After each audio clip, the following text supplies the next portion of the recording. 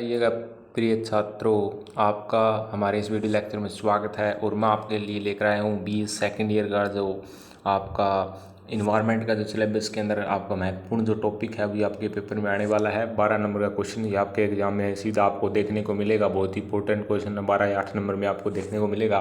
तो ये 3 फॉर्म में पूछा जा सकता है, जिस प्रकार से कह रखा है कि वैश्विक तापमान क्या है, हरित गृह प्रभाव या फिर ग्लोबल वार्मिंग इंग्लिश में जिसे हम कहते हैं ग्रीन हाउस इफेक्ट। किसी फॉर्म में भी इन चारों में से कोई भी पर्सन मतलब है एक ही चीज़ और 4 नाम इसके हम दे रखे हैं इस प्रकार अलग अलग से। तो ये इम्पोर्टेंट है, सीधा एग्जाम में आएगा। और हम देख लेते हैं कि वैश्विक तापमान क्या है। तो आपको पता है कि आज जो पृथ्वी का जो टेम्परेचर है वो बहुत ज़्यादा क्या है बढ़ रहा है, जिसके कारण क्या है ग्लेशियर वगैरह पिघल रहे हैं। और अगर आप बात करें कि ग्लोबल वार्मिंग को, तो हम इसे क्या कहते हैं ग्रीन हाउस इफेक्ट क्यों कहते हैं, क्योंकि जो ग्रीन हाउस इफेक्ट के जो गैसें हैं वो क्या करती है, सूर्य की जो किरणें हैं उनको या सूर्य की जो ऊष्मा जो छोड़ता है सूर्य उसको पृथ्वी के अंदर तो प्रवेश करने देता है, लेकिन इन गैसों का जो आवरण है वायुमंडल में है, ये गैसें मौजूद हैं। ये गैसें क्या करती है, जो सूर्य से आने वाली किरणों को जो धरती से टकरा कर वापस उन्हें नहीं जाने देती, यानी कि धरती की जो ऊष्मा है उसको क्या है बाहर नहीं जाने देती। और इसलिए जो है धरती का जो टेम्परेचर वो बहुत ज़्यादा बना रहता है, बहुत ज़्यादा उच्च बना रहता है, जिसके कारण क्या ग्लेशियर पिघल रहे हैं।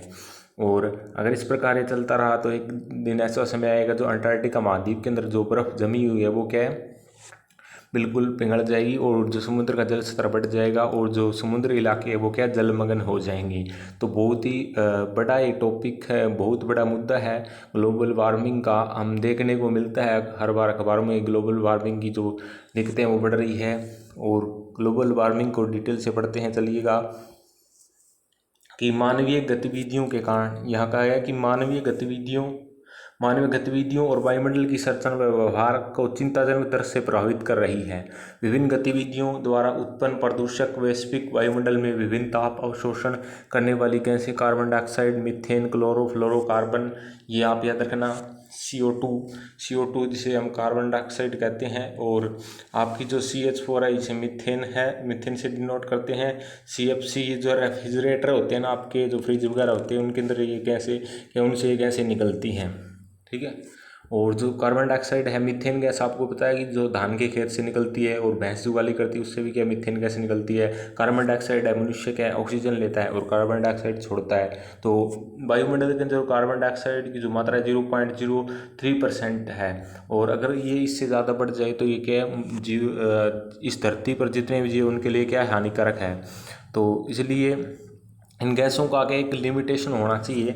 और ये गैसें क्या करती है, जो ऊष्मा को क्या अब्जॉर्ब कर लेती है, इनकी बाहर नहीं जाने देती, एक क्या है एक कवर का कार्य करती है। जिस प्रकार आप मान लीजिएगा ये इस प्रकार का कार्य करती है, मान लीजिएगा आप अपने चेहरे पर क्या है पॉलीथीन, ब्लैक पॉलीथीन पहन लीजिएगा, तो आपको देखिएगा वो पहले पॉलीथीन है कि आपको ऑक्सीजन यानी कि सांस नहीं आने देगा और आपका दम घटने से आपकी मौत भी हो सकती है। ऐसा ही कार्य कुछ ये गैसें वो करती है वायुमंडल के अंदर जो मौजूद होती हैं। गैस की इन गैसों का आवरण वायुमंडल में है और ये गैसों की जो परत है वो क्या करती है, जो धरती की से जो ऊष्मा है उसको क्या बाहर नहीं जाने देती, जिसे टेम्परेचर बना रहेगा। मान लीजिएगा आप एक कमरे में अपने आप को बंद करके और आग जला लीजिएगा और कोई स्रोत ना छोड़िएगा जिससे आप वो धुआं वगैरह गर्मी वगैरह बाहर चली जाए, तो कुछ देर बाद में क्या आपकी मृत्यु भी हो सकती है दम घुटने के कारण। ऐसा ही कार्य कुछ जो है वो ये गैसें पृथ्वी पर कर रही है आज के वर्तमान टाइम में, यही कारण है। और एक लिमिट तक ये गैसें होनी भी चाहिए, क्योंकि अगर ये गैसें नहीं होंगी तो पृथ्वी का टेम्परेचर वो नीचे चला जाएगा, बहुत ठंड हो जाएगी, ठीक है। ये होनी चाहिए, गैसें होनी भी चाहिए वायुमंडल में, महत्वपूर्ण इंपॉर्टेंस पे, लेकिन ज़्यादा मात्रा में इनका होना वो है क्या हानिकारक है। आगे हम देखते हैं। और यह आवरण की तरह काम करती है और पृथ्वी की सतह के ताप को अवशोषित कर लेती है, तो जो अन्यथा वायुमंडल से बाह्य अंतरिक्ष में विलीन हो जाती है। प्रक्रिया को वायुमंडलीय प्रभाव, वैश्विक तापमान, हरित गृह प्रभाव कहते हैं। तो इसके अलग अलग नाम हैं, यानी कि जो इन गैसों के द्वारा जो वायुमंडल से ऊष्मा को बाहर न जाने देना, पृथ्वी से बाहर न जाने देता, वो क्या कहता है, वैश्विक तापमान कहलाता है।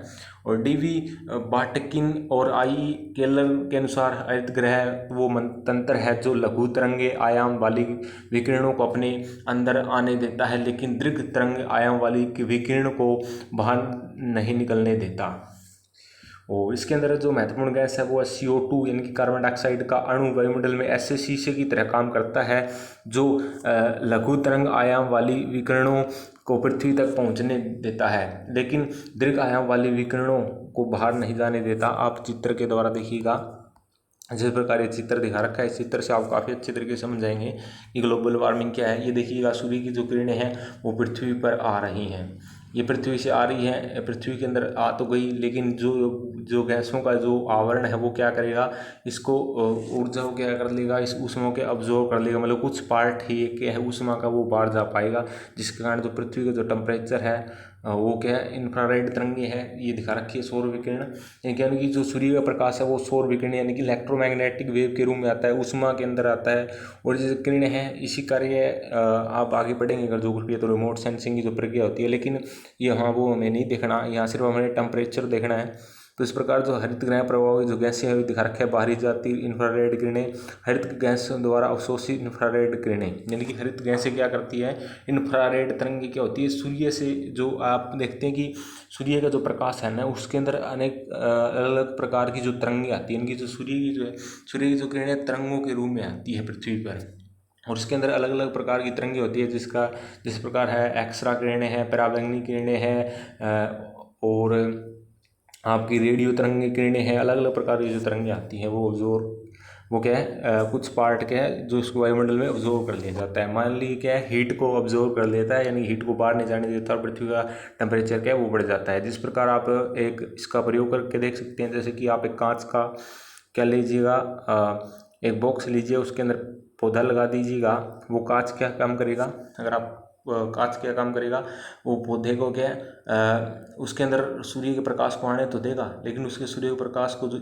ऊष्मा को बाहर नहीं जाने देगा, जिसके कारण क्या है टेम्परेचर बढ़ जाएगा इस बॉक्स का, और जो पौधा आपने लगाया वो क्या है बढ़ जाएगा। और इसी प्रकार का कार्य जो करती है, आगे हम देख लेते हैं। तो इस संदर्भ में हमने देखा था कि शीशे की तरह तापमान बढ़ जाता है। और आगे हम देख लेते हैं, आज के संदर्भ में वैश्विक तापमान के शब्द का प्रचलन हरित ग्रह प्रभाव से ज़्यादा हो गया है। हरित ग्रह प्रभाव शब्द का प्रयोग सर्वप्रथम जे फॉरियर ने किया था। 2 नंबर में पूछा जा सकता है कि इस शब्द का प्रयोग किसने किया था, जे फॉरियर ने इस शब्द का प्रयोग किया था।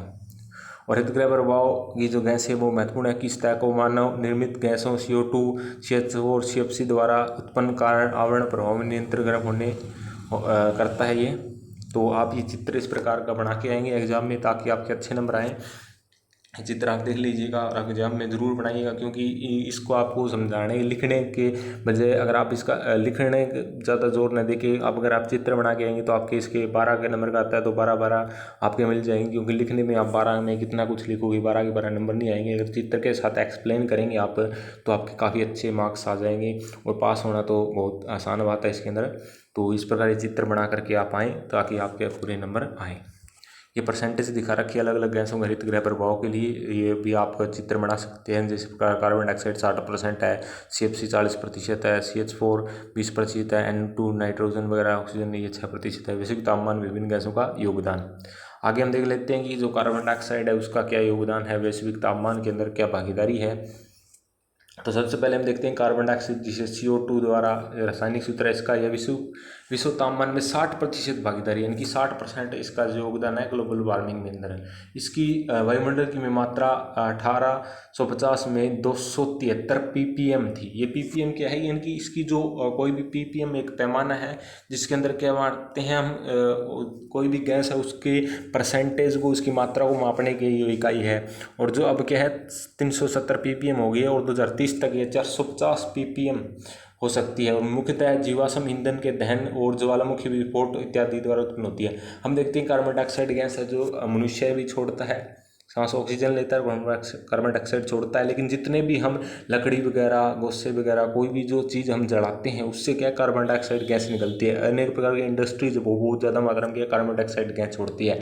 और ज्वालामुखी विस्फोट होते हैं पर्वतीय इलाकों में, तो वहाँ पर भी क्या है, उससे भी जो है कार्बन डाइऑक्साइड गैस बहुत मात्रा में निकलती है। और वो क्या करती है, वायुमंडल में पहले ही कार्बन डाइऑक्साइड की जो मात्रा 0.03% है, और इसके द्वारा और उत्पन्न होने से इसकी मात्रा क्या बढ़ जाती है। उसके बाद हम बात करते हैं मीथेन गैस की। तो मीथेन गैस जो हमारी है वो, जिसको CH4 द्वारा डिनोट करते हैं, मीथेन गैस के मुख्य स्रोत आर्द्र क्षेत्र, धान के खेत और दलदल कचरा इत्यादि है। जो मीथेन गैस है ना, धान के खेत से मीथेन गैस का निकलती है, ठीक है।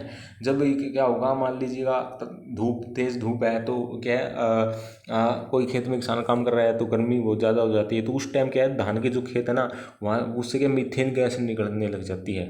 मीथेन गैस निकलती है आर्द्र क्षेत्रों से, दलदल या कचरा वगैरह पड़ा है वहाँ से क्या मीथेन गैस पैदा हो जाती है, और वो वहाँ से निकल कर वायुमंडल में मिल जाती है। और उसकी जो योगदान है 20% है। और मीथेन की ऊष्मा अवशोषण शक्ति CO2 से 25 गुना ज़्यादा है, लेकिन इसका वायुमंडल में जीवन काल अत्यंत छोटा है, यानी कि थोड़े समय तक ये मीथेन गैस रहती है। आपकी जो सिलेंडर होता है, जो LPG का जो आपका सिलेंडर होता है, उसके अंदर क्या 75% LPG जो मीथेन गैस होती है। तो आपका जो सिलेंडर है, जो जिसे आप खाना वगैरह पकाते हैं, उसका जो LPG का सिलेंडर है, उसके अंदर 75% मीथेन गैस ही होती है। और गोबर गैस जो संयंत्र होते हैं उनसे भी क्या मीथेन गैस ही निकाली जाती है, यानी कि जो गोबर गैस के जो प्लांट होते हैं, जो गौशाला वगैरह में जो लगाए होते हैं, वहाँ से भी क्या मीथेन गैस प्राप्त की जाती है, और उनका सीधा यूज जो है ऊर्जा के रूप में किया जाता है। तो आगे हम देख लेते हैं क्लोरोफ्लोरोकार्बन जो है, ये आप क्या जो रेफ्रिजरेटर है, फ्रिज वगैरह है, जितने वाटर कूलर आपके स्कूल कॉलेज में लगे हुए हैं, उनसे क्या है ये गैस निकलती है। जब चलता है वो वाटर कूलर वगैरह, तो उनसे ये गैस निकलती है। AC है, जिस प्रकार से हम वर्तमान में AC लगा रहे हैं, उससे भी क्या गैस से निकलती है। मतलब जितने भी कोई चीज़ को ठंडा करने वाले हैं, फ्रिज है, फ्रिज है आपका, रेफ्रिजरेटर है, वाटर कूलर है, इन सभी से, AC वगैरह, इनसे क्या है, ये क्लोरोफ्लोरोकार्बन गैस निकलती है। और ये भी हरितगृह प्रभावों में महत्वपूर्ण भूमिका निभाती है। अत्यंत विनाशकारी, क्योंकि इनका अणु CO2 1000 अणुओं के बराबर विश्व तापमान प्रभाव उत्पन्न करता है। इनकी वैश्विक तापमान में 14% की भागीदारी है। इनके मुख्य स्रोत फ्रिज, वातानुकूलित यंत्र हमने बता दिया। आगे देखते हैं नाइट्रेट। विश्व तापमान के लिए जिम्मेवार भी ये भी गैस है। तापमान की क्षमता CO2 के से 1.5 से ज़्यादा है। इसके मुख्य स्रोत है कृषि, जैव भार दहन और नाइट्रोजन उर्वरकों का अपघटन इत्यादि। यानी नाइट्रेट ऑक्साइड कहाँ से निकलती है, ये जो गैस है वो ज़्यादा उर्वरक खेतों में प्रयोग करते हैं, उनके द्वारा क्या है उत्पन्न होती है। उसके बाद हम देख लेते हैं जो ओजोन है। ओजोन क्या कार्य करती है, जो ओजोन लेयर है, तो जो ओजोन लेयर है आपको पता है कि पृथ्वी में समतापमंडल के अंदर पाई जाती है, और कुछ हद तक ये अवशोषित करके विश्व तापमान में भागीदार है। लेकिन आपको पता है कि ओजोन परत है सूर्य से आने वाली पराबैंगनी विकिरणों को क्या है, उनको रोकती है। और क्योंकि अगर पराबैंगनी ओजोन परत नहीं होगी तो पराबैंगनी जो विकिरणें हैं वो पृथ्वी पर आएगी, और जिसके कारण क्या त्वचा कैंसर होगा। तो ओजोन परत एक सुरक्षा कवच का भी कार्य करती है, लेकिन कुछ योगदान इसका ग्लोबल वार्मिंग में भी है, ज़्यादा नहीं है। आगे हम देखते हैं कि हरित गृह का बढ़ता प्रचलन जलवायु परिवर्तन में कोई नई घटना नहीं है। यानी कि हम देखते हैं कि प्राचीन काल में जो हमारी जो पृथ्वी है जब बनी थी, तो वो बिल्कुल एक आग का गोला थी। धीरे धीरे वो ठंडी हुई, धीरे धीरे जलवायु परिवर्तन हुआ, और धीरे धीरे फिर क्या जो भाप के रूप में जो जल था वो धीरे धीरे क्या ठंडा हो गया, उससे बादल बने, और उसके बाद क्या वर्षा हुई तो महासागर बने। इस प्रकार हम पृथ्वी की जो विकास की घटना देखते हैं। उसके बाद हिमयुग आया, तो हम जो पृथ्वी अपने जन्म के बाद बहुत सारे युगों से गुजरी है, हिमयुग है, अलग अलग युग इसके अंदर आए।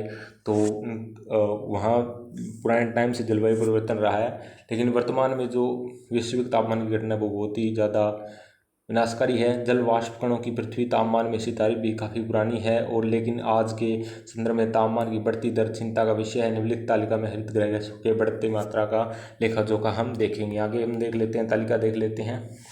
और इस तालिका में आप देखेंगे कार्बन डाइऑक्साइड है वो ऐतिहासिक स्तर पर इतनी थी और वर्तमान में वो कितनी हो चुकी है 273 ppm 273 ppm थी और वर्तमान स्तर में 370 है। और CO2 की तुलना में तापमान शक्ति 1 है।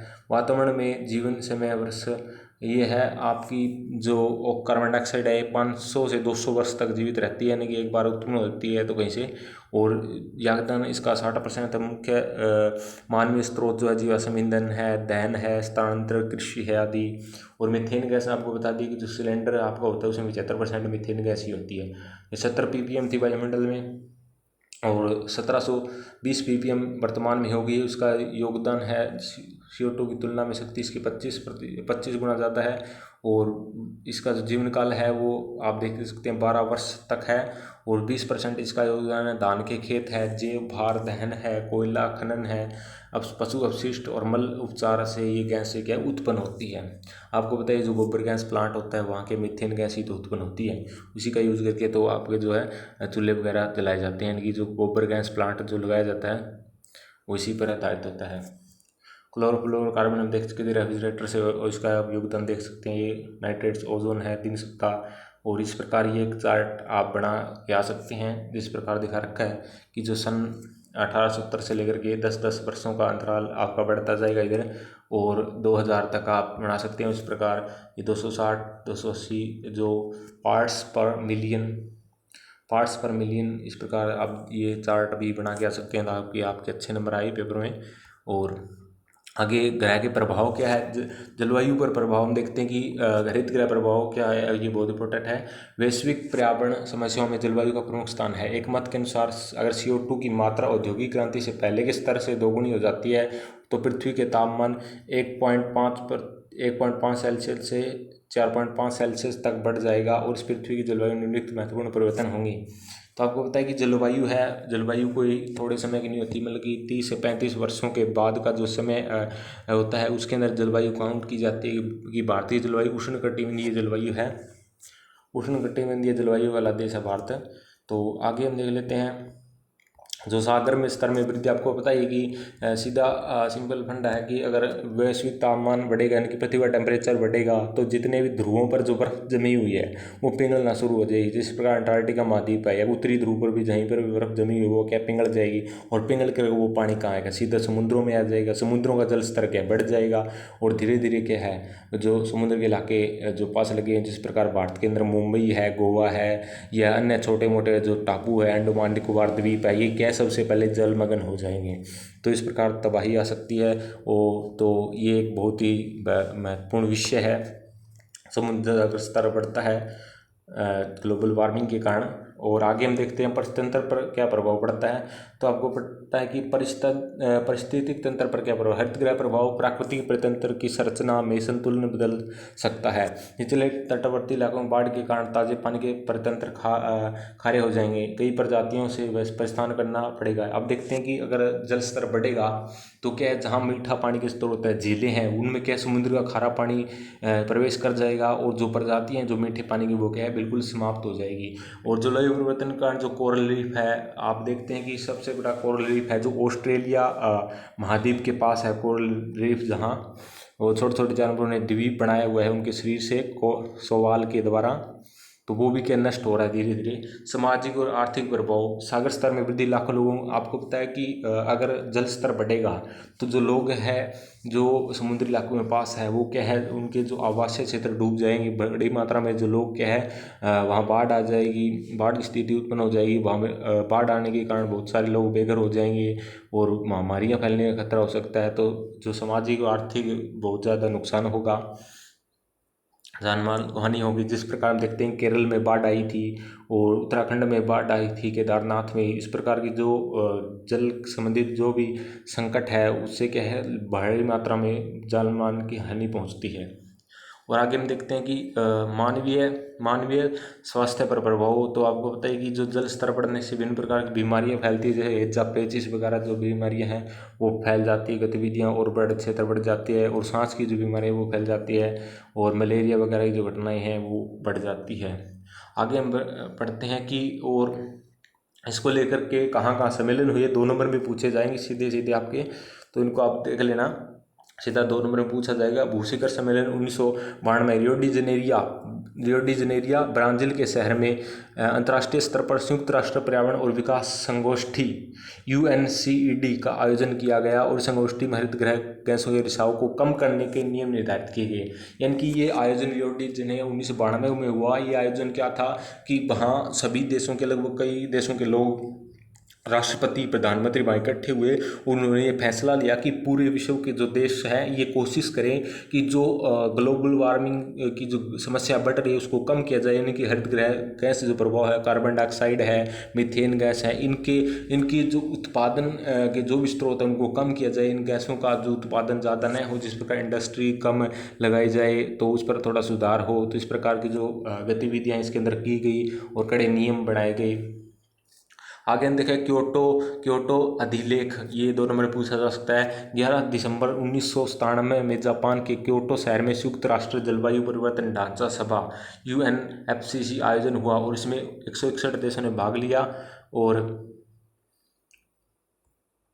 उसके बाद में क्या है, 161 देशों ने भाग लिया और इस बात पर सहमति हुई कि 2008 से 2012 तक हरित गैसों का स्तर 1999 के स्तर से 7% कम कर लिया जाएगा। और क्योटो अभिलेख का मुख्य ध्येय हरित गृह गैसों की मात्रा को स्थायी बनाना था, ताकि जल वायु तंत्र मनुष्य के हस्तक्षेप होने से वाले प्रदूषणों को रोका जा सके। और मॉन्ट्रियल अभिलेख आप देख लेते हैं, जो भी आपके आ सकता है। मॉन्ट्रियल जो अभिलेख है उसको भी आप देख लें। तो 142 देशों, मॉन्ट्रियल यानी कि कनाडा में पड़ता है आपका, 142 देशों ने 28 नवंबर से 9 दिसंबर 2005 तक सभा की और हरित गृह गैसों के स्तर को कम करने के लिए उपाय पर चर्चा की। वैश्विक तापमान के नियंत्रण के कौन कौन से उपाय हैं आपको पता है। जो CFC गैस है वो रेफ्रिजरेटर से उत्पन्न होती है। रेफ्रिजरेटर जब चलाते हैं, फ्रिज वगैरह चलाते हैं, उनसे उत्पन्न होती है। तो उनको थोड़ा सा प्रयोग कम किया जाए। इसके अंदर कुछ सुधार करने का ज़रूरत है का प्रयोग हो, क्योंकि ये अपेक्षाकृत कम हानिकारक है। यानी कि CFC की जगह HFCSC यानी कि हाइड्रोफ्लूर कार्बोन्स का यूज़ होना चाहिए। और दूसरा आपका जो पॉइंट है आगे, ये हमारा यहीं पर तो ग्लोबल वार्मिंग का जो समाप्त होता है। दोबारा नंबर क्वेश्चन आ जाएगा आपका। और अगले वीडियो लेक्चर में हम जो है अम्लीय वर्षा क्या है उसके बारे में पढ़ेंगे। तो मेरे चैनल को सब्सक्राइब कर दीजिएगा ताकि आने वाली वीडियो को टाइम टू टाइम मिलती रहे, और वीडियो को शेयर कर दीजिएगा। धन्यवाद।